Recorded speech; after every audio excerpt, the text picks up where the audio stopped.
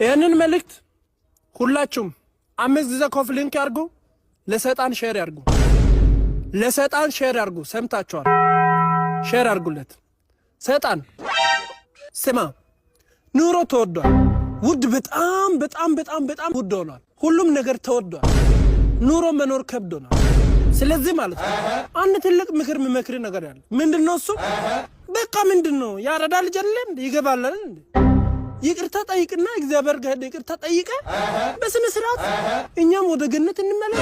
ሞትም ይጥፋ፣ ሰው እንዳለ በሰላም ይኑር። ገነት ገብተን ራቁታችንንም ቢሆን ብንኖር ይሻላል። ውድ ነው በጣም ልብስ ተወዶ መብላት አቅቶናል።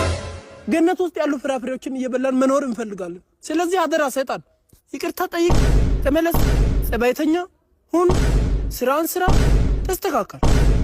አመሰግናለሁ። ለሰይጣን ይህን ቪዲዮ ሼር አድርጉለት። ስርዓት ያዝ፣ ጥፋት አይና